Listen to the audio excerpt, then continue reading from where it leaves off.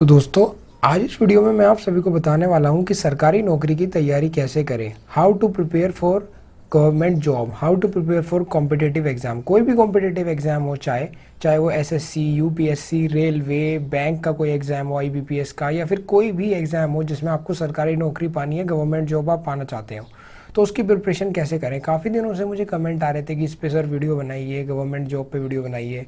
आज इस वीडियो में ना मैं आपको एक ऐसे इंसान से मिलवाऊंगा जो खुद आपको बताएंगे कि कैसे आपको सरकारी नौकरी की प्रिपरेशन करनी चाहिए, जिनकी खुद एक गवर्नमेंट जॉब है और जिन्होंने बिना कोचिंग किए गवर्नमेंट जॉब क्रैक करी। जी हाँ दोस्तों, बिना कोचिंग किए।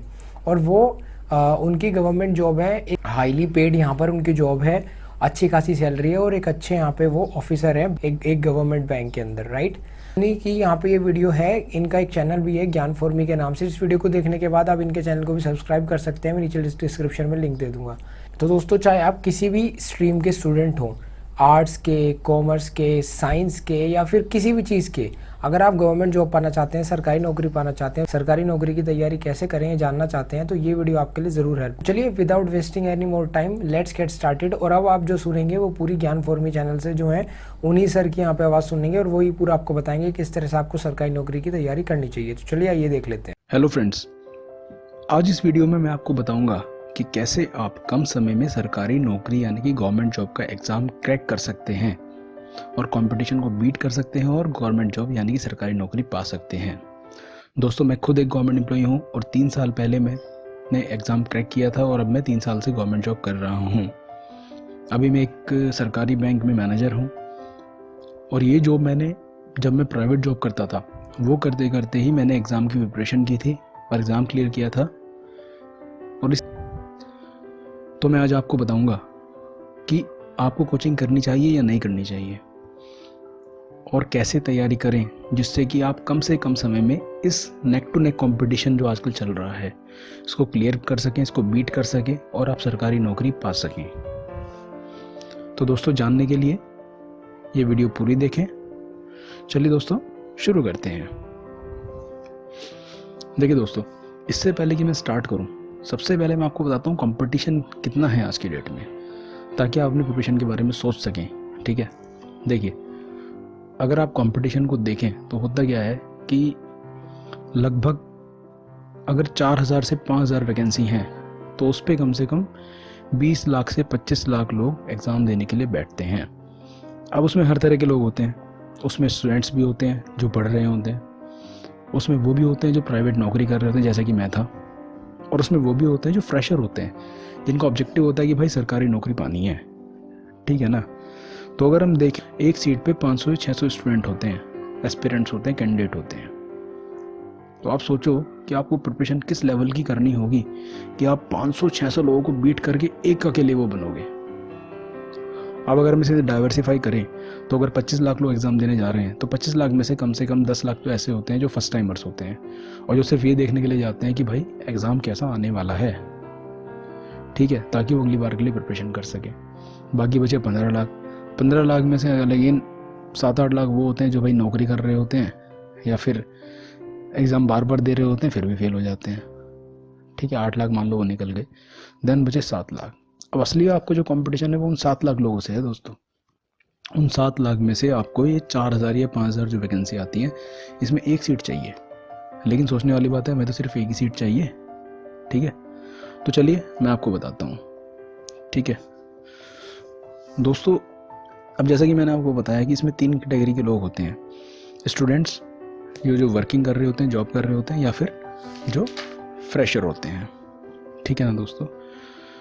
तो दोस्तों, अब आपको ध्यान किस चीज़ पे देना है, इसमें 3 चीज़ हमारे पास हैं, basics, practice, speed test, analysis and study. इन चीज़ों को आपको कंबाइन करके चलना है और आपको देखना क्या है, आपको एक स्वॉट एनालिसिस करनी है अपनी। पहले स्वॉट एनालिसिस है क्या, SWOT, strength, weakness, opportunity and threat. देखिए दोस्तों, अगर एग्ज़ाम में 4 सब्जेक्ट आ रहे हैं या 5 सब्जेक्ट आ रहे हैं, होता क्या है, मैथ्स, इंग्लिश, रीजनिंग और जनरल अवेयरनेस, और या फिर कंप्यूटर ऐड हो जाता है। SSC के एग्ज़ाम में बैंकिंग के अंदर कंप्यूटर्स नहीं आता है। ठीक है, हालांकि प्री और मेंस हो गया है, पहले मेरे टाइम पे प्री मेंस नहीं था। तो अब इन 4 या 5 सब्जेक्ट में से आपको देखना है कि मेरा स्ट्रॉन्ग पॉइंट क्या है सबसे पहले, ठीक है। अब आपका जो स्ट्रॉन्ग पॉइंट है आपको उसकी प्रैक्टिस करते रहना है कंटिन्यूसली, ठीक है ना। जितनी प्रैक्टिस उसकी करोगे वो आपका जो स्ट्रॉन्ग पॉइंट है, जो आपकी स्ट्रेंथ है इन स्वॉट एनालिसिस के अंदर, एस फॉर स्ट्रेंथ, वो स्ट्रेंथ आपके लिए अपॉर्चुनिटी बन जाएगी, ठीक है, ऑफर अपॉर्चुनिटी। अब आपको देखना है कि आपका वीक पॉइंट क्या है। स्वॉट एनालिसिस में जो W है यानी कि वीकनेस, वो आपका जो वीक पॉइंट है वो आपके लिए थ्रेट नहीं बनना चाहिए। आपको काम अब इस चीज़ के ऊपर करना है, ठीक है। तो जो वीकनेस वाला पॉइंट है आपका, मान लीजिए कि आपका इंग्लिश और रीजनिंग अच्छा है लेकिन आपका मैथ्स और जीके खराब है, तो आपको काम सबसे ज़्यादा मैथ्स और जीके पे करना है और साइड बाय साइड इंग्लिश और रीजनिंग को अच्छा बनाना है। अब मैं आपको बताता हूँ कि आपको करना कैसे है, इसका बेस्ट तरीका क्या है। देखिए दोस्तों, कुछ लोग होते हैं जिनके बेसिक्स अच्छे नहीं होते हैं। बेसिक मीन्स जनरल अवेयरनेस में भी उनको नॉलेज नहीं है, इंग्लिश के बेसिक भी इतने अच्छे नहीं होते, मैथ्स के नहीं है, मान लीजिए बेसिक है ही नहीं उनके अच्छे, तो आपको भैया 100% कोचिंग की ज़रूरत पड़ेगी ही पड़ेगी, चाहे कुछ भी हो जाए। आप कोचिंग का एक जो 3 या 6 महीने का कोर्स होता है वो पूरा कीजिए, और करने के बाद में दोबारा कोचिंग जाने की ज़रूरत नहीं है। लेकिन वो 3 या 6 महीने ऐसे दीजिए उसको कि भाई आपको सिर्फ यही करना है कंसंट्रेशन के साथ में, ठीक है। तो ये 3-6 महीने देने के बाद में सबसे पहले आपको अपने बेसिक अच्छे करने हैं। डेली आपको जो पढ़ाया जा रहा है कोचिंग में, घर पे आइए और डेली उसके प्रैक्टिस कीजिए। अगर मैथ्स की बात करें, मैथ्स में आपको मान लीजिए कंपाउंड इंटरेस्ट पढ़ाया गया है, तो आपको घर पे आने के बाद में कंपाउंड इंटरेस्ट के कम से कम 50 क्वेश्चन एक दिन में सॉल्व करने हैं। ये टारगेट आपको रखना चाहिए। इससे क्या होगा दोस्तों कि आपकी जब प्रैक्टिस करेंगे तो प्रैक्टिस करने के बाद में आपके स्पीड भी अच्छी बनेगी और साथ में आपके पास जो है